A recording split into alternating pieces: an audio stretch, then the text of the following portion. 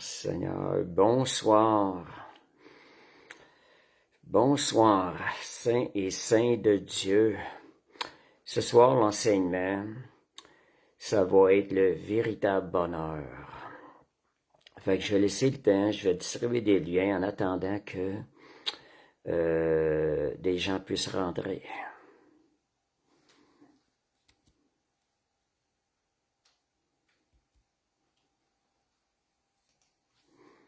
Merci Seigneur.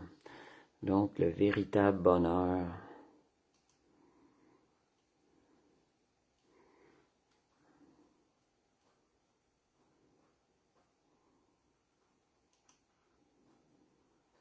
Seigneur, merci. Alléluia. Oh, je pense qu'on a des petits problèmes de lenteur.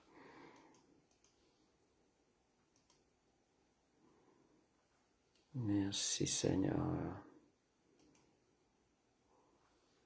Voilà. Je vais faire la distribution des liens. Bonsoir Isabelle.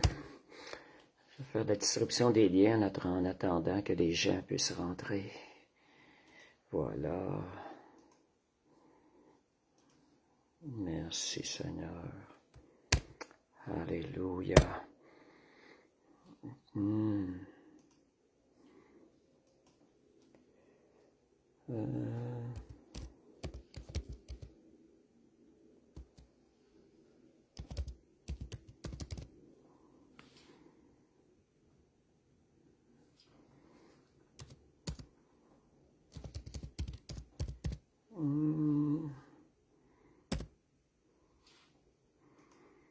Merci Seigneur. Donc je cherche.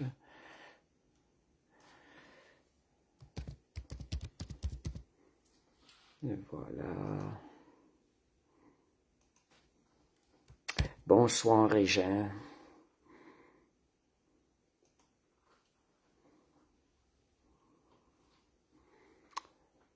J'ai commencé dans quelques minutes, le temps que je fasse quelques distributions de liens. Merci Seigneur. Alléluia. Gloire à Dieu. Donc, ok. Bonsoir Stéphane. Voilà.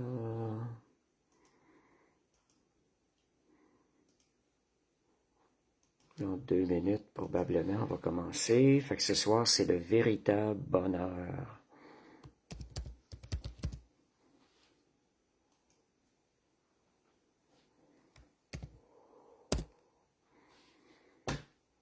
Alléluia, Jésus. Merci Seigneur. Alléluia. 20h03. Ok. Merci Seigneur. Bon, on va commencer. Cette fois, je suis à l'heure. Il y a quelques semaines, dans mon dernier live, j'ai commencé 1 heure plus tôt pour finalement m'en rendre compte seulement après que mon live était complètement terminé. Ah, Dieu savait pourquoi il faisait ces choses-là. Il m'a permis d'avoir une bonne nuit de repos cette nuit-là. J'ai pu me coucher 1 heure plus tôt. Merci Seigneur. Fait que bonsoir à tous, puis une parfaite année 2026 à tous ceux qui nous écoutent et qui vont nous écouter dans cette année. Vous savez que bénir les gens, il y a quelque chose qui se produit, qu'il est bon de bénir les gens qui sont autour de nous. Merci Seigneur. Donc, on va commencer. Fait que j'aimerais ça que vous écriviez des choses. Juste aller voir quelque chose, juste un instant, où ça a été publié. Que si je vous poserais une question, écrivez-moi des réponses avant qu'on commence. Qu'est-ce qui ferait votre bonheur ici? Bon, on va commencer par la prière. Bonsoir Sylvie. Père Céleste, on te remercie, Seigneur, ce privilège, Seigneur Dieu, de partager ta parole, Seigneur Dieu. Merci pour le Saint-Esprit, Seigneur, qui nous donne de mieux comprendre ta parole et de la mettre en pratique, qui nous donne la force de la mettre en pratique. Merci d'avoir déposé dans nos cœurs l'amour de ta parole. Seigneur, on veut te faire confiance ce soir que tu vas travailler en nous, que tu vas nous emmener plus loin encore avec toi, Seigneur Dieu. Seigneur, car c'est le fruit, Seigneur, de s'approcher de toi, que nos pensées soient renouvelées par l'œuvre du Saint-Esprit et l'œuvre de ta parole qui va être relâchée ce soir. Nos yeux sont sur toi, Seigneur. Seigneur, tu as préparé des choses bien meilleures au-delà de ce qu'on peut penser ou imaginer. Et nous élevons nos yeux vers toi, Seigneur, afin de recevoir l'abondance de ta grâce et de ta bénédiction à travers cette parole. Père, je prie dans le nom de Jésus. Merci. Fait que je renouvelle bonne année à tous, pour ceux qui n'étaient pas encore là. Une parfaite année. C'est encore mieux, parce que tout ce qui est parfait, vient de Dieu, vient d'en haut, du Père des Lumières, la Bible nous dit. Ce qui veut dire que lorsqu'on souhaite à quelqu'un une parfaite après-midi, ou une parfaite année, ou un parfait bonheur, nous sommes en train d'élever les yeux vers celui qui est parfait, le seul qui a la capacité de nous donner ce qui est parfait. Amen. Merci Seigneur. Donc, je repose la question, qu'est-ce qui ferait votre bonheur ici-bas? On pose une question générale. Vous pouvez écrire quelque chose dans les commentaires, juste avant qu'on commence, vraiment rentrer dans l'étude. Le mot bonheur, on n'entend pas souvent ça. Je sais pas si de votre côté, mais moi, j'entends pas souvent ça dans le milieu chrétien. Probablement parce que c'est un mot qui est mal utilisé dans le monde séculier qui n'est pas chrétien. On utilise le mot bonheur, qui est bien branché avec les émotions et les moments présents dans le monde qu'on vit. Mais la vraie signification du bonheur, on va voir à ça, c'est beaucoup plus profond que ça. C'est quelque chose qui est durable. C'est pas quelque chose qui est passager. C'est pas quelque chose là qui... c'est beaucoup plus riche, ça a beaucoup plus de valeur, le bonheur, selon la parole de Dieu, que celui que le monde conçoit sans Dieu. Merci Seigneur. Fait que j'ai pas vu de notes. Donc, Josiane disait, qu'est-ce qui ferait votre bonheur? Déménager près de mes enfants. Est-ce que vous avez d'autres idées de base avant de commencer? Qu'est-ce qui ferait votre bonheur ici?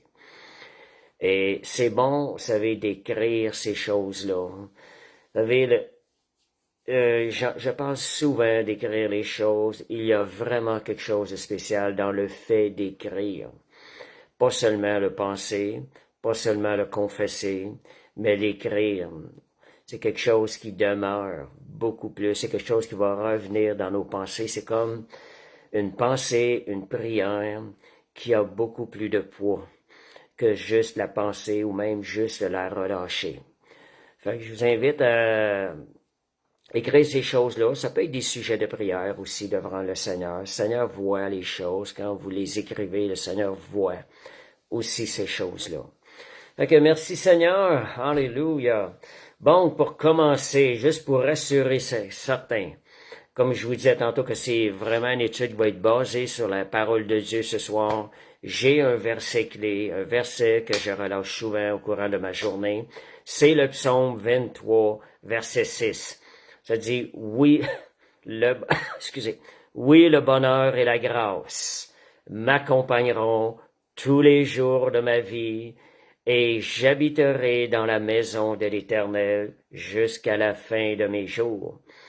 Fait que si ça peut en rassurer quelqu'un, oui, c'est tiré de la Bible, le mot bonheur. C'est quelque chose que Dieu a pour nous.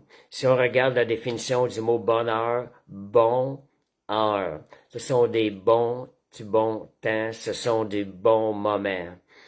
Amen, merci Seigneur. Fait que qu'est-ce qui ferait votre bonheur, Régent, c'était de faire quelque chose pour l'Église, de s'impliquer en quelque chose. Merci Seigneur. Fait que le Seigneur entend ces prières-là et Dieu va ouvrir des portes, par le Saint-Esprit va rendre ces choses-là possibles, va vous faire participer à des œuvres qui vont rendre et qui vont apporter le bonheur aux gens autour de vous. Donc, ce beau verset-là, Psaume 23:6, confessez-le, je vous dirais, relâchez-le à tous les jours. C'est ce que Dieu a pour nous. C'est ce que Dieu a pour nous. Quand on parle de bonheur, comme je vous disais, c'est pas quelque chose qui est pour la chair, c'est quelque chose de réel, de véritable bonheur, quelque chose de paix, de vie intérieure. Nous avons reçu la vie à l'intérieur de nous. C'est de là que le vrai bonheur va trouver sa source. Amen. Donc, certaines personnes peuvent penser, bien souvent, réaction rapide, ah, on pense à avoir un montant d'argent, puis on pense qu'avoir le montant d'argent pourrait nous rendre heureux. Ça, c'est une pensée qui drive beaucoup initialement, mais si on commence à sonder cette pensée-là, si on a l'argent, l'argent c'est pour faire quelque chose. Des gens vont prendre plaisir à avoir beaucoup d'argent. Et c'est là qu'on va voir si c'est pas ça qui est le vrai bonheur. Donc, je vois pas les messages. Bon. Fait que le vrai bonheur, c'est l'argent n'est qu'un outil. On va voir que l'argent, ce n'est qu'un outil. Ce n'est pas le but ultime. Ce n'est qu'un outil pour cultiver le bonheur. Mais il peut aussi être un instrument de malheur dans notre vie, tout dépendant de la manière qu'on le conçoit. Quand l'argent devient un dieu dans notre vie, on l'appelle le dieu Mammon. Et vous savez que le dieu Mammon, c'est un dieu qui prend la place du vrai Dieu, et c'est un Dieu qui fait partie du royaume des ténèbres. Donc, le danger, il y a quand même un danger si on focus trop sur l'argent. Il faut plutôt focuser sur le véritable bonheur, puis de regarder comment y parvenir avec la parole de Dieu. Donc, l'argent, c'est un Dieu qui aveugle et qui peut vous détruire, qui peut vous détruire si vous ne le reconnaissez pas et ne vous repentissez pas, tout dépendant de ce qu'on fait avec l'argent. Parce que la parole de Dieu dit que l'amour de l'argent est la racine de tous les maux, dans 1 Timothée 6:10. Mais je veux mettre une précision sur ce verset-là parce que beaucoup de personnes interprètent mal ce verset-là. Beaucoup de personnes interprètent ça en disant l'argent est la racine de tous les maux. Je veux juste mettre une clarté là-dessus. C'est pas l'argent, c'est l'amour de l'argent. L'argent est un outil qui peut nous permettre de cultiver le bonheur. C'est un outil qui peut nous permettre de mieux servir le royaume de Dieu. C'est un outil qu'on peut utiliser pour bénir, pour aider et pour contribuer à l'œuvre de Dieu. Donc, ne méprisez pas l'argent. Il y a même des gens, comprenant mal ce verset-là, vont rechercher la pauvreté à cause de ce verset-là. Ils vont avoir tendance à vouloir rechercher la pauvreté, élevant la pauvreté au-dessus de la richesse. La richesse est quelque chose qui peut vous amener à mieux servir Dieu. Fait que ça, c'est une fausse compréhension. Puis la pauvreté ne vient pas de Dieu en pensant, parce que Dieu, dans sa nature, c'est un Dieu qui pourvoit à tous nos besoins. Et lorsqu'on parle de pauvreté, il y a des endroits dans notre vie qui n'ont pas été pourvus. Fait que ne recherchez pas la pauvreté, recherchez le véritable bonheur. Et l'argent peut être un outil pour justement vous emmener dans un véritable bonheur, le bonheur qui ne cesse pas seulement ici, mais qui va vous préparer pour l'éternité. Donc, la Bible, pour associer le mot bonheur au verset de la Bible, on va trouver le verset heureux. Heureux, ces choses-là. On va voir des versets. Heureux est rattaché au mot bonheur, ce qu'on va voir ce soir. La Bible nous en parle souvent du bonheur. Elle relie sous le bonheur, selon la Bible, il est relié à la relation avec Dieu. C'est ça le vrai source du bonheur. Il est rattaché à l'obéissance, à la confiance et à la présence du Seigneur, plutôt qu'à de simples émotions qui sont passagères. Fait que ça, je vous ai donné le résumé de l'enseignement ce soir.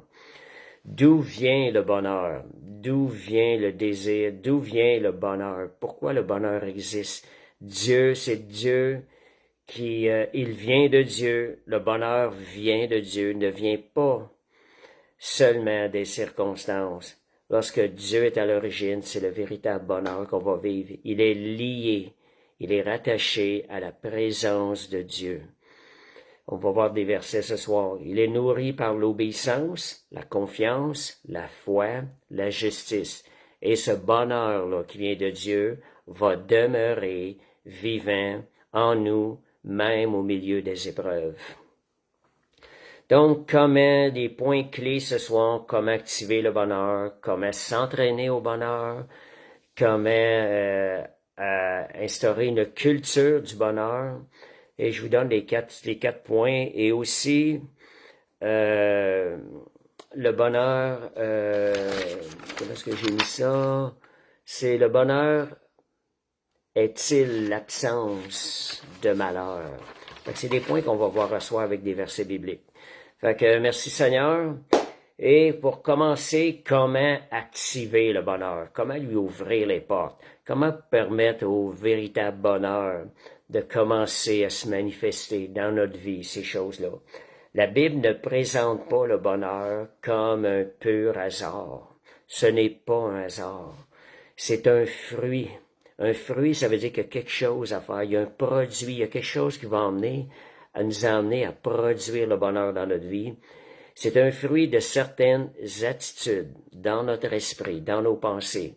Le bonheur, ça commence, une couple de fois je le répète, ça commence par une bonne relation avec Dieu. C'est la base du vrai bonheur. Le psaume 128, verset 1, ça nous dit « Heureux ceux qui craignent l'Éternel, qui marchent dans ses voies. » Le point 1, craindre et marcher dans les voies de l'Éternel. Quand on dit avoir la crainte, c'est rattaché à l'obéissance. On veut pas lui désobéir, on veut craindre Dieu. Ce qui veut dire qu'on va veiller à ses enseignements, à sa parole. Donc, parce qu'on sait que c'est ce qui va plaire à Dieu, va pas déplaire à Dieu.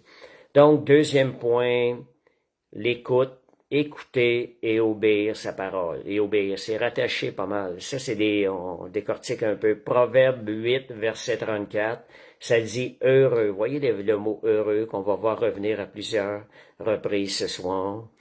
C'est rattaché au mot « bonheur ». Heureux l'homme qui m'écoute pour veiller à chaque jour à ma porte. Fait qu'on voit ici activer le bonheur. Être à l'écoute.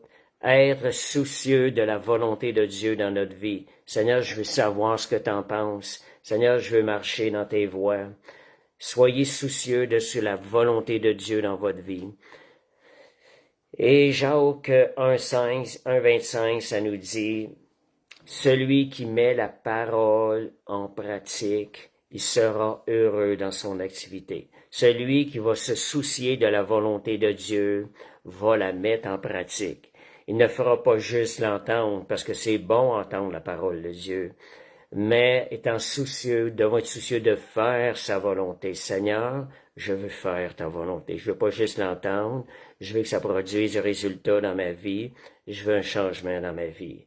Et c'est le résultat que la parole est supposée produire lorsqu'on l'entend, lorsqu'on la reçoit, donc on peut l'entendre et la recevoir par le Saint-Esprit. Donc, soyez à l'écoute pour obéir à la parole de Dieu. Donc, un autre point, on va aller dans d'autres points ici, comment activer le bonheur en faisant confiance à Dieu, développer une confiance en Dieu. Le bonheur va naître de la confiance et non de la peur. La peur, la mauvaise crainte de Dieu, parce que la vraie crainte de Dieu, c'est pas la peur. Mais la mauvaise crainte de Dieu, crainte d'être châtié, pour la moindre chose, c'est que vous doutez de la bonté de Dieu. C'est pas cette crainte-là qu'il faut avoir. Le bonheur, lui, va naître dans la confiance envers le Seigneur, dans la confiance, dans sa bonté, aussi dans sa miséricorde et son pardon. Donc, ça nous amène au prochain point, pardonner et garder son cœur pur. Cela va activer, ça va ouvrir des portes à ce que le bonheur prenne place dans votre vie. C'est pardonner et garder son cœur pur. Heureux, heureux ceux à qui les transgressions sont remises et les péchés pardonnés. En réalité, il y a 2 points au niveau du pardon. Et recevoir le pardon de Dieu, ça va ouvrir les portes au bonheur, ça va nous libérer du poids du péché. Recevoir son pardon, si on a retombé, de se tourner vers le Seigneur, confesser nos péchés, revenir à lui, ça va ouvrir des portes à ce que Dieu puisse nous emmener, activer le bonheur à l'intérieur de nous. Et l'autre point, c'est étant été pardonnés, nous devons aussi manifester le pardon envers les autres. Parce que si on manifeste pas le pardon envers nos autres, on va avoir plus de difficultés par la suite à recevoir le pardon de Dieu puis à être libéré de nos fardeaux. Donc, ça dit de Matthieu 25, verset 8, « Heureux ceux qui ont le cœur pur, car ils verront Dieu. » Une des choses qui va garder nos cœurs purs, c'est de ne garder aucun mauvais sentiment envers quelqu'un. Ne conservez ça. Pardonnez, libérez la personne, puis vous allez vous libérer aussi. Et cela, ça va garder votre cœur pur. Votre cœur étant pur, le bonheur va prendre place à l'intérieur de vous. On a été créé. Quand Dieu crée l'homme, il a regardé ce qu'il avait créé, il a dit que cela était bon. Voyez, bon, non. Donc, l'homme a été créé pour vivre aussi du bonheur. Et Sylvie mentionnait un des versets, projet de paix et non de malheur. Fait que voyez ce que Dieu a pour nous. Ça, c'est Jérémie 29, 11. Dieu a des projets de paix. Dieu ne veut pas le malheur sur notre vie. Dieu veut qu'on ait le véritable bonheur. Donc, merci Seigneur. Donc, vivre, être intègre et juste, ça dit heureux ceux qui observent la justice. Quand vous voyez le mot heureux dans la Bible, faites le lien avec bonheur. Voici un bonheur que Dieu veut instaurer dans ma vie. Heureux ceux qui auront le cœur pur, car ils verront Dieu. Donc, c'est des bonnes choses que Dieu a pour nous. Et c'est ça, être intègre et juste. Rechercher la droiture, l'intégrité. Quand je pense au gouvernement, c'est ce que je prie pour eux. Seigneur, instaure un gouvernement intègre, de droiture, de justice. Et pas seulement pour le gouvernement, prions pour le peuple aussi, que Dieu instaure un peuple qui recherche la droiture, l'intégrité et la justice du pays. Moi, je crois que Dieu donne un gouvernement selon le cœur du peuple. Fait que je crois qu'on doit prier pour le peuple aussi, que le peuple recherche ces choses-là, que le peuple marche vers la repentance, que le peuple se mette à crier, spécialement les chrétiens, comme 2 Chroniques 7.14, que le peuple se mette à rechercher la face de Dieu. On va voir des changements dans notre pays. On va avoir un pays où il fait mieux vivre. On va se rapprocher du bonheur que Dieu a pour nous. Merci Seigneur. Donc, plusieurs points, vivre dans la reconnaissance. Reconnaissance. Notre cerveau va prendre le pli de ces choses-là, si on met ces choses-là en pratique. Il y a tellement de points qu'on a à pratiquer, tellement de belles choses qui peuvent nous conduire vers le bonheur. Il faut être à l'écoute, il faut être alerte, il faut regarder ce qu'on fait, comment planifier notre journée. On est à l'origine. Choisir le bien ou le mal, on va récolter un ou l'autre. Donc, la reconnaissance, 1 Thessaloniciens 5.18. Il n'y a rien que pas plus de meilleur enseignement, exhortation que la parole de Dieu. C'est-à-dire, rendez grâce en toutes choses, car c'est à votre égard la volonté de Dieu. Dieu sait qu'est-ce qui est bon pour vous, pour que vous receviez ou participiez à un bonheur qu'il a préparé pour vous. Dieu dit, c'est la volonté de Dieu que vous rendez grâce en toutes choses. Cela va ouvrir les portes, justement, à ce que vous soyez bénis dans votre vie. Et qu'on parle de reconnaissance aussi, moi, c'est ça, je pense souvent, Éphésiens 1, verset 3, ça l'emmène la reconnaissance. Vous savez, quand on ouvre la porte à recevoir les bénédictions de Dieu, C'est aussi une forme de reconnaissance quand on demande ça au Seigneur. Quand on confesse Éphésiens 1:3, oh, je suis béni de toute bénédiction dans les lieux célestes en Jésus-Christ. C'est un verset souvent je relâche dans ma journée. Vous savez, quand on prononce ce verset-là, cela réjouit le cœur de Dieu. Cela ouvre les portes à ce que Dieu désire tant déverser en nous. Puis en même temps, le fait qu'on confesse ces fois-là, on est en train de manifester notre foi dans la bonté du cœur de Dieu. On est en train d'élever. C'est une façon de reconnaissance. Bien souvent, demander est une forme de reconnaissance envers Dieu. Nous sommes en train de reconnaître la grandeur de la bonté de Dieu. Nous sommes en train de reconnaître la grandeur de ce que Christ a accompli pour nous à la croix. Ça, on le voit dans Éphésiens 1:18. La richesse de la gloire de son héritage. Développer ces choses-là, rechercher ces choses-là, demander. Cela va ouvrir des portes à tout ce que Dieu a pour vous et cela va réjouir aussi le cœur de Dieu. Donc, vivre dans la reconnaissance réjouit le cœur de Dieu. Donner aussi, ayez une attitude de donner. Vous savez, donner, ça fait circuler.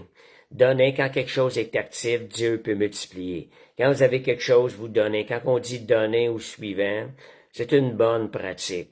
C'est quelque chose qui a de l'action. Plus de gens sont bénis à travers ça. On incite les gens à donner. C'est une très bonne pratique. Les gens font ça dans le monde. Fait que donner au suivant. Vous avez des choses, pensez à donner. Dieu va multiplier. Et donc, le bonheur n'est pas seulement de recevoir. Acte 20:35, ça nous dit il y a plus de bonheur à donner qu'à recevoir. Voyez comment la parole de Dieu connaît le cœur de l'homme, ce que le cœur de l'homme a vraiment besoin de recevoir, comment nourrir le cœur de l'homme de bonnes choses.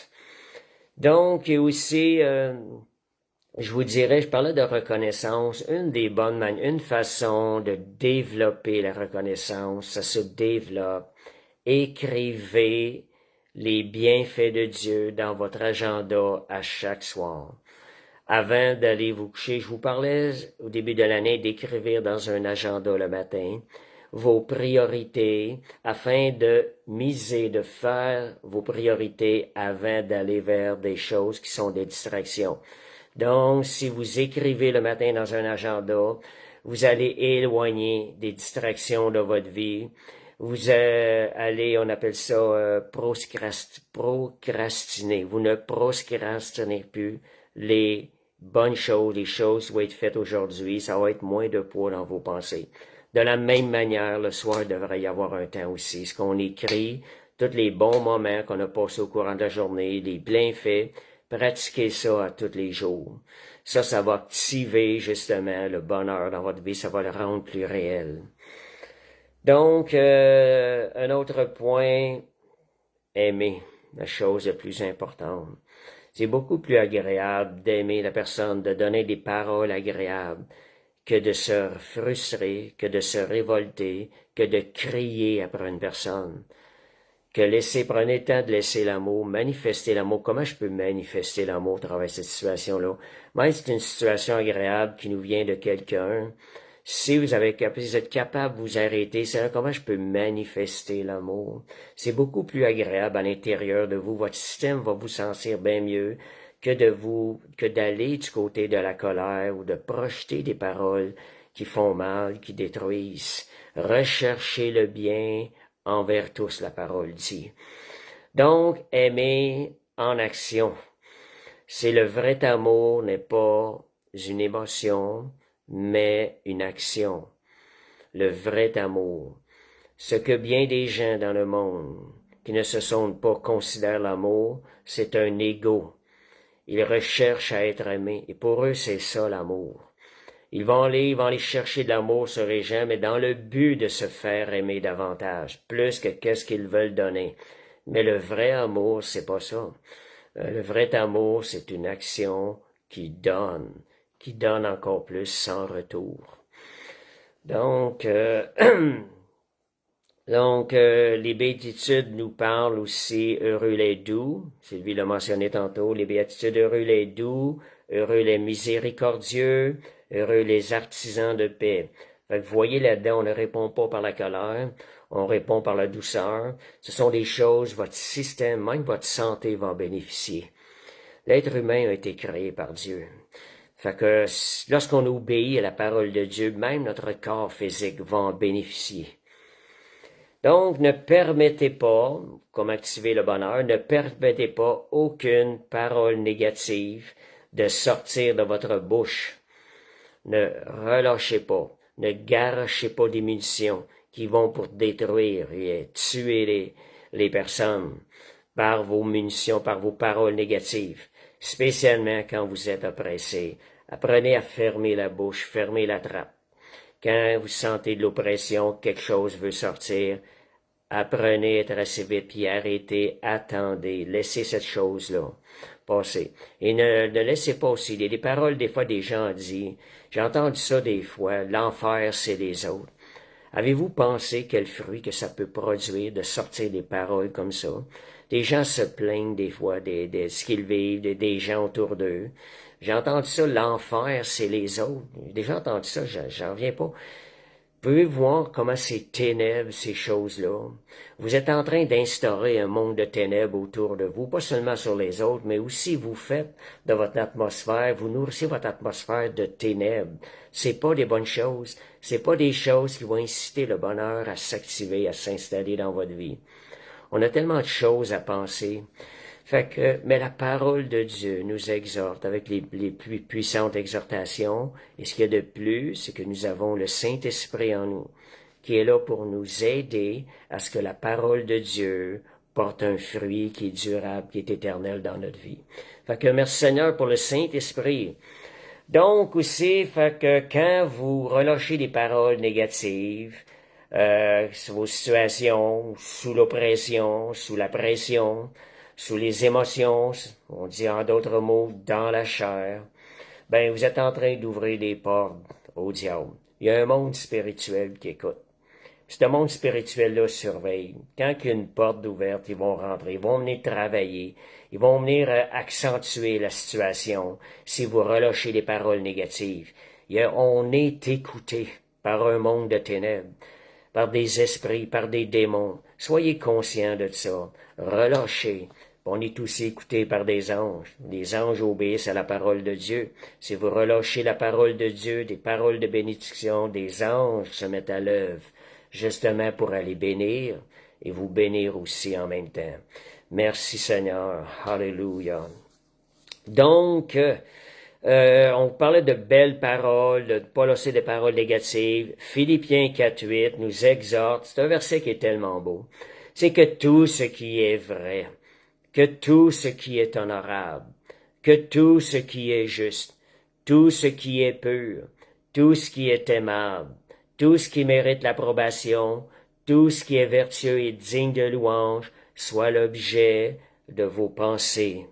Donc, pas seulement ce qu'on va relâcher, mais aussi mettez une garde à vos pensées.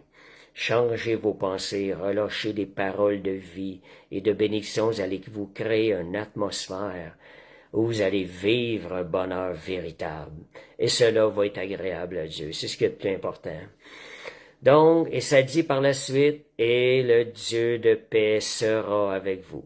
Vous créez une atmosphère où il fera bon pour Dieu de demeurer dans cette atmosphère-là. Est-ce que c'est ça que vous voulez? Est-ce que vous voulez la présence de Dieu? On a des exemples pratiques ce soir. Merci Seigneur. Donc, une dernière chose sur comment activer le bonheur, j'ai trois autres points, c'est rire intentionnellement. Essayez ça, rire intentionnellement. Des fois, j'aime ça rire. Des fois, je fais des petites blagues, des choses, puis je suis tout seul, puis je ris de ça. Ben, merci Seigneur. Je sais que c'est bon pour le système. La Bible dit un cœur joyeux est un bon remède. C'est bon pour la santé. Tout votre système va vous en sentir mieux. Si vous riez intentionnellement.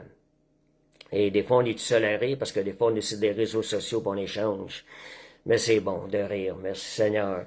Le rire, il n'élimine pas le malheur, mais il va activer le bonheur en changeant perspective de la situation. Et ça va venir fortifier notre âme et manifester la joie de Dieu. Parce que la parole dit la joie de l'Éternel est ma force. On parle de la joie de l'Éternel, la joie qui est basée sur le Seigneur, sur ce qui est éternel. Ça va devenir une force à l'intérieur de nous. Donc, rire apporte la joie immédiatement. Merci Seigneur.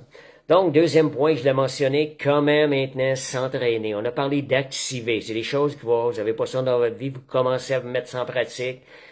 Vous allez activer, vous allez ouvrir des portes à ce que le bonheur s'installe, à ce que Dieu déverse des bons moments dans votre vie. Bonheur, bon temps, bon moment.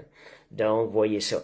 Comment s'entraîner au bonheur? Donc, le bonheur n'est pas seulement, je reviens un peu à ce que je dis au début, c'est pas seulement quelque chose qu'on reçoit. C'est quelque chose que l'on apprend à pratiquer. Donc, on s'entraîne. Tout comme le corps, lorsqu'il s'entraîne, les muscles prennent du poids, deviennent plus forts, de la même façon mentalement. Lorsqu'on s'entraîne, on devient plus fort mentalement. Donc, on peut réellement s'entraîner au bonheur parce qu'on a aussi un esprit. Notre esprit, spirituellement, avec la parole de Dieu, on peut s'entraîner au bonheur et on va en récolter des fruits dans notre vie ici-bas. Donc, alléluia, merci Seigneur. Donc, une des premières choses, comment s'entraîner. On a parlé tantôt que la présence de Dieu est la source première du vrai bonheur. Donc, planifier, prioriser des temps dans la présence de Dieu à tous les jours. Que ce soit priorité numéro 1 dans vos agendas. Je vous rappelle, je vous ai parlé de Agenda 2026. J'avais prié qu'il y ait une pénurie d'agendas, afin que les croyants se mettent à acheter des agendas et priorisent, écrivent les choses, afin d'être plus productifs pour le royaume de Dieu, de faire avancer le royaume de Dieu. Puis c'est nous qui en avons bénéficié au bout de la ligne. Amen. Comme notre pasteur dit, c'est une décision de tous les jours, le bonheur. Donc, c'est en cherchant sa face. Première chose, la plus importante. Psaume 116, 11, ça dit, « Tu me feras connaître les sentiers de la vie. Il y a d'abondantes choix devant ta face. Il y a des délices éternels à ta droite. » Donc, cherchez la présence de Dieu. Vous pouvez le faire, c'est la prière quotidienne, prière de nuit aussi, prière de combat, ce sont des choses qui vont vous emmener là.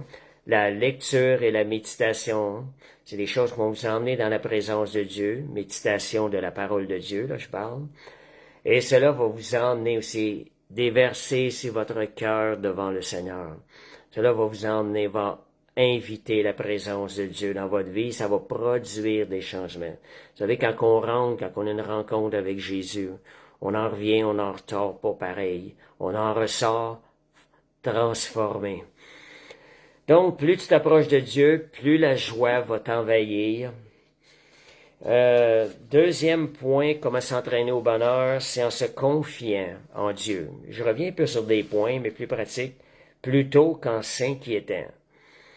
Si vous voyez de l'inquiétude qui veut rentrer, refusez-les. Seigneur, je te fais confiance. Seigneur, je te fais confiance. On s'entraîne à lui faire confiance. On le déclare aussi.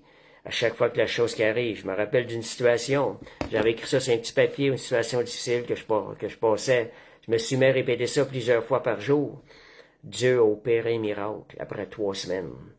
J'ai vu la main de Dieu, surnaturellement, agir dans cette situation-là. Donc, s'entraîner au bonheur, confesser, répéter, Seigneur, je te fais confiance. Philippiens 4, verset 6-7, j'ai pris une version, ça dit, ne vous laissez pas tirailler ni inquiéter. Consacrez-vous par des situations, mais consacrez-vous à la prière tout au long de la journée. Ça veut dire, à chaque fois que ça arrive, Seigneur, je te fais confiance. C'est une façon, c'est un mode de prière. Puis présentez à Dieu vos requêtes avec une foi profonde, une gratitude infinie. Donc, vous avez une situation, vous présentez la situation au Seigneur. C'est pas long, ça prend pas 1 heure faire ça. Ça prend quelques secondes, chaque fois que ça arrive. Si vous pouvez pas le faire à voix haute, faites-le intérieurement. Ça dit, confiez-lui chaque détail de votre vie et la paix infinie de Dieu qui surpasse toute intelligence gardera vos cœurs et votre esprit par Jésus-Christ. Donc, la confiance, ça va chasser l'atmosphère d'anxiété, l'atmosphère qui n'est pas agréable, ça va inviter la paix à s'installer. S'entraîner. Autre point aussi, s'entraîner à voir les bonnes choses de la vie. En réalité, le bonheur commence par la perspective. On change notre perspective. On développe un optimisme devant les situations qui arrivent. On regarde les bonnes choses. Et quand on dit, c'est ça, c'est tous les jours, Proverbe 15-15, ça dit, tous les jours du malheureux sont mauvais, mais le cœur content est un festin perpétuel. Vous voulez vivre des bons jours? Cultivez le bonheur. Je dirais, tous les jours du malheureux sont mauvais. Si vous n'avez pas appris à cultiver le bonheur, vous allez vivre des jours mauvais. Mais le cœur content est un festin perpétuel. Ça, c'est ce que la parole de Dieu nous dit. Donc, vous voyez, il y a deux personnes qui peuvent vivre la même situation. Vous pouvez voir ça dans la vie. Mais celle qui a un cœur bien disposé, elle vit un festin intérieur. Puis tu peux voir l'autre personne qui vit pourtant les mêmes situations. Elle va vivre des situations très mauvaises. Elle va avoir une attitude qui est vraiment pas agréable. Qui est une personne qui sera pas agréable à côtoyer. Mais celle qui est dans la joie, qui apprend à cultiver le bonheur, elle va même répandre cette atmosphère-là aux gens autour d'elle. Donc, j'en arrive le troisième point, créer une culture du bonheur. Une culture, ce que c'est qui devient acquis. Vous marchez dedans régulièrement. On a parlé de s'entraîner, on active, on ouvre les portes, on s'entraîne, puis après ça, ça devient plus naturel, ça devient comme une culture dans notre vie. Donc, cultiver la joie. Le bonheur cultivé deviendra une force dans votre vie. On parle d'être fort, c'est cultivé, ça va devenir une force. Ça va s'installer plus facilement. Et on a vu tantôt la joie de l'Éternel est ma force. Ça devient une force dans notre vie pour le servir aussi. Vous savez, quand on est joyeux, quand on a une joie à l'intérieur, vous remarquerez ça, c'est facile de témoigner du Seigneur. C'est beaucoup plus facile. Quand on a l'amour aussi, va couler beaucoup plus facilement quand on a la joie. Donc, la joie, c'est bien important. Et la joie, c'est rattaché au bonheur aussi. Donc, ça se bâtit, j'ai une culture, c'est quelque chose qui revient, ça se bâtit intentionnellement. C'est un choix qu'on doit prendre, c'est une manière de penser qu'on doit décider, je vais penser de cette manière-là et non plus de cette manière-là. Vous savez, notre cerveau, moi, quelque chose que j'ai remarqué dans ma vie chrétienne, c'est que notre cerveau notre manière de penser va devenir une habitude. Donc, il faut entraîner notre manière de penser à penser de la bonne manière et ça va devenir une bonne habitude, une bonne manière de penser. Ça, comme notre cerveau va prendre ce genre de pli-là, on va penser plus naturellement, prendre ce pli-là. Et fait que, voyez, l'entraînement, ça devient une culture au bout de la ligne. On parle bien souvent de 21 jours. Une pratique de 21 jours, ça devient naturel après 21 jours. Mais c'est dans le principe que quand tu t'entraînes, ça devient une culture dans votre vie. Donc, cultivez la joie, cultivez l'optimisme dans votre vie, apprendre à regarder le bon côté des choses, là. Et donc, c'est de voir le bien ou le mal dans les situations, regarder le bien. Je vous ai parlé à l'Assemblée dernièrement, l'amour ne soupçonne pas le mal. Ça, c'en est une manière où on choisit quel pli on veut prendre, comment est-ce qu'on va penser des gens. Est-ce qu'on décide de soupçonner le mal ou on refuse de soupçonner le mal, on va plutôt soupçonner vers le bien quand on n'a pas les preuves. Donc, n'acceptez pas de penser du mal de quelqu'un sans avoir vu les preuves. Et c'est un verset biblique en passant, là. Donc, je vous parlais d'optimisme, d'apprendre à voir le verre à moitié vide ou à moitié plein. Vous voyez, la situation est la même. Quelqu'un va dire que c'est comme être à moitié vide, fait qu'il va regarder ce qui lui manque. L'autre qui va dire qu'il est à moitié plein, lui, il va regarder tout ce qu'il a acquis. Alors, vous voyez la différence, la manière de penser, c'est dans un clic, ça n'en tient qu'en un clic, c'est intentionnellement. Fait que moi, j'encourage à penser, puis ce qui est en arrière de tout ça, ce qui est le plus encourageant, c'est que ce que je suis en train de vous dire, ce sont des choses qui vont plaire au cœur de Dieu. C'est ce que la Bible nous enseigne aussi à travers tout ça. Donc, Romains 8, 28 est un verset pour nous aider à pratiquer ça. Toute chose concourt au bien de ceux qui aiment Dieu. Et premièrement, ayez l'intention de le faire pour le Seigneur. Toute chose va concourir au bien. Dans certaines versions, c'est comme Dieu va faire concourir toute chose pour notre bien. Il suffit d'avoir une bonne attitude. On exerce ce verset-là.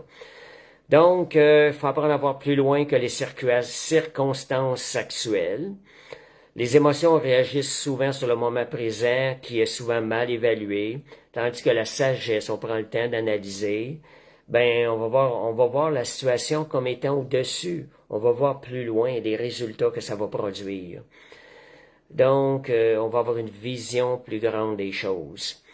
Donc, autre chose, pour créer une culture de bonheur, ancrez le bonheur en Dieu et non pas dans les circonstances. Ayez toujours la vision de l'éternité. Donc, ancrez le bonheur en Dieu et non pas dans les circonstances. Le bonheur va devenir une culture quand il va reposer sur une base stable. Et que de plus stable que les paroles de la Bible, les exhortations que la Bible nous donne. Donc, que ce soit une ancre, que votre bonheur soit ancré en Dieu. Croyez aussi que Dieu est bon. Connaissez le chant « God is good all the time ». Reconnaissez, voyez la bonté de Dieu dans tout ce qui arrive. Même si ça paraît mal, vous êtes un enfant de Dieu, Dieu va bénir à la toute fin cette situation au-delà des épreuves. Racontez les bontés de Dieu pour ça. La Bible dit goûtez, psaume 34, 9, goûtez et voyez combien l'Éternel est bon. Fait que racontez les merveilles. Il y a un verset, ça je vais en parler plus tantôt par rapport à ça, c'est on vous parle de culture. Je vais en parler tout de suite. Il y a un verset qui dit de compter les bienfaits de Dieu. Et tu verras combien le nombre en est grand. Voyez que c'est relié à l'attitude. Vous vous mettez à compter les bienfaits de Dieu. Vous allez réaliser que son nombre en est beaucoup plus grand que ce que vous pensez. Ça va changer votre attitude. Ça va devenir une culture. Comme je vous disais tantôt, prenez un agenda pour les comptabiliser. Et plus tard même, vous allez pouvoir vous en servir pour témoigner. Donc, on continue. Choisir des paroles de vie, toujours choisir des paroles. Ne laissez entrer dans vos pensées que des paroles de vie. On a parlé tantôt de relâcher, maintenant, ne laissez pas pénétrer dans votre vie. N'acceptez pas des paroles négatives, des paroles de ténèbres. Qu'importe ce que Dieu voit, vos oreilles entendent, vous venez de rendez-vous de médecin, vous entendez des paroles négatives sur vous. Je refuse ces paroles-là au nom de Jésus. Je déclare ce que la Bible dit, que je suis guéri. Ça, c'est des choses qu'il faut apprendre à réagir tout de suite. J'ai eu des témoignages comme ça. Personne qui appelle le médecin, il avait dit, Thérèse, car la personne, sa mère reçoit un appel, son fils, ça faisait longtemps qu'il était malade, un appel, il reste 45 minutes à vivre, dépêchez-vous pour venir à l'hôpital. Elle a répondu tout de suite, je refuse ces paroles-là au nom de Jésus.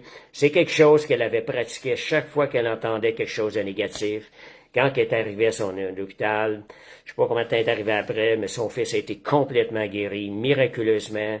Aujourd'hui, il est marié, il a une famille, il va très bien. Fait que voyez, c'est nous qui avons une garde dans nos pensées. Qu'est-ce qu'on laisse entrer? Vous savez, c'est surnaturel. Donc, refusez les paroles négatives. Et autre chose, semez la vie, bénissez les gens. Semez la vie en bénissant les gens. On est appelé à bénir par des bonnes paroles. Et même vos ennemis. Bénissez vos ennemis. Peut-être que ça vous semble pas logique, mais obéissez à la parole de Dieu. Vous allez en récolter les fruits. Vous allez changer même l'atmosphère autour de vous. Les gens vont quand même commencer à faire pour vous. Vous allez influencer l'atmosphère, vous allez avoir une meilleure atmosphère. Les gens autour de vous vont aussi bénir, vous allez en bénéficier vous-même de leur bénédiction. Donc, si vous pratiquez la bénédiction dans le monde autour de vous, bénissez les gens autour de vous. Vous savez, c'est quelque chose qui va se répéter, qui va se multiplier. Je dirais, ça va infecter les gens, mais de la bonne manière autour de vous. Vous allez créer une bonne atmosphère. Donc, c'est une culture qui va devenir collective. On a parlé de culture. Donc, aussi, écrivez dans votre agenda, je l'ai dit tantôt, les bons moments de votre journée. N'acceptez pas les paroles qui ne construisent pas et n'en donnez pas non plus. Ne laissez pas des ténèbres pénétrer dans vos pensées. Mettez une garde dans vos pensées. Donc, dernier point, c'est le bonheur est-il l'absence de malheur? Entre-temps, si vous voulez écrire des points qui vous ont touché, des fois, ça permet aux autres de s'arrêter davantage. C'est vrai, ça. Écrivez quelques commentaires pendant que je termine le dernier point, des choses qui vous ont touché, qui vont marquer, que vous voulez mettre en pratique dans votre vie. Dites, Seigneur, je vais faire ça. Puis, faites-le toujours dans l'intention. Seigneur, je le fais pour toi, pour ton royaume. C'est là qu'est la plus grande satisfaction. On le fait parce que c'est agréable à Dieu. Donc, le bonheur est-il l'absence de malheur? Donc, pour beaucoup, lorsqu'ils entendent le mot bonheur, c'est absence de malheur. Mais c'est pas l'absence de malheur. C'est pas une absence d'épreuve. C'est pas une absence de combat. Le bonheur peut régner au milieu des épreuves, au milieu des combats. Il peut toujours avoir sa place. Et le bonheur ne dépend pas de l'absence de problèmes, mais de la présence de Dieu, de la paix intérieure, de la foi et de l'espérance. C'est là les vraies bases, je les ramène à la fin, les vraies bases du bonheur, foi, espérance. Donc, paix intérieure, Jacques 1:2, un verset qu'on exhorte souvent au tout début de nos vies chrétiennes, qu'on entend souvent lors de nos premières épreuves. Probablement pour les autres aussi, le mot épreuve, ne connaissait pas vraiment ça avant de devenir croyant, chrétien. Mais aujourd'hui, on voit ça différemment. Je me rappelle ce verset-là, Jacques 1:2. Mes frères, regardez comme un sujet de joie complète. Donc, il est en train de vous dire, activez le bonheur au milieu des épreuves. Les diverses épreuves auxquelles vous êtes exposés. Sachant que l'épreuve, voyez où se trouve le bonheur au milieu de l'épreuve, en sachant, croyant la parole de Dieu premièrement, en sachant que l'épreuve de votre foi produit la patience. Mais il faut que la patience accomplisse parfaitement son œuvre, afin que vous soyez parfaits et accomplis sans faillir en rien. Quel bonheur de savoir qu'à travers l'épreuve, Dieu est en train de nous construire vers une bénédiction encore plus grande, qu'on soit à son image, qu'on se rapproche de son image. Quand vous réalisez le pourquoi, le bonheur prend place. Jacques 16, verset 33, ça dit, je ne sais pas s'il y en a qui ont commenté déjà, si vous avez des sujets, des points qui vous ont édifié ce soir, vous pouvez l'écrire. Et je vais continuer, on a quasiment fini. C'est Jacques, 16:33. OK, c'est Jean. Jean 16:33. Dans le monde, vous aurez des tribulations, mais prenez courage, j'ai vaincu le monde. Voyez comment est-ce qu'on peut avoir le bonheur. Vous êtes dans un combat. C'est un combat qui est difficile. De vos yeux, ici-bas, vous ne voyez pas l'issue du combat. Jésus nous donne sa parole. Prenez courage, j'ai vaincu le monde. À la toute fin de ce combat, vous allez vivre une victoire. Donc, nous combattons des victoires qui ont déjà été gagnées d'avance par Jésus à la croix. Jésus nous en assure. Donc, 2 Corinthiens 6:10, pour vous dire Paul pouvait vivre le bonheur au milieu de toute la persécution qu'il a vécue, passée. On sait que Paul y a été tué 3 fois et 3 fois ramené à la vie. Donc, comme 2 Corinthiens 6, verset 10, Paul dit, on a de l'air comme attristé, mais nous sommes toujours joyeux. Le bonheur est disponible au milieu des épreuves. Donc, acte 7, 55, 56, Étienne, rempli du Saint-Esprit, fixant les regards vers le ciel, vit la gloire de Dieu, et Jésus debout à la droite de Dieu. Et il dit, voici, je vois les cieux ouverts et le Fils de l'homme debout à la droite de Dieu. Ils poussèrent alors de grands cris et finalement le peuple lapidaire. Donc Étienne, au milieu de son épreuve, de la persécution, a vu le Père, la gloire de Dieu. Ne pensez-vous pas que c'est pas le bonheur, ça? Le bonheur est disponible quand on a les yeux levés vers le Seigneur. À chaque fois qu'on regarde à Jésus, lorsqu'on tourne les regards vers lui, la Bible dit, nous sommes rayonnants de joie. Donc, je termine avec ça. Moi, je me rappelle, quelqu'un m'avait donné une parole au milieu d'une épreuve. Regarde à Jésus, 3 mots. Quand j'étais retourné chez nous, je suis mis à prier, j'étais un peu choqué. C'est quoi ça? Regarder à Jésus. Comment est-ce que je peux regarder à Jésus? Où est-ce que t'es, Seigneur? Je te vois pas. Je me suis mis à prier comme ça. Tu sais, j'ai fini par comprendre. Quand tu regardes à Jésus, Jésus est la parole. Tu mets ta confiance dans la parole. Et c'est là que les choses s'accomplissent. Comme Pierre, quand il a marché sur les eaux, lorsqu'il regardait Jésus, il pouvait marcher dans le surnaturel. Mais dès qu'il a baissé les yeux, qu'il a regardé la tempête, il s'est mis à caler. C'est la même chose quand on dit regarde à Jésus, regarde à la parole, mets ta foi dans ce qui est écrit, dans la parole de Dieu, et tu vas pouvoir marcher dans le surnaturel, au-dessus des situations, et tu vas pouvoir marcher dans la victoire.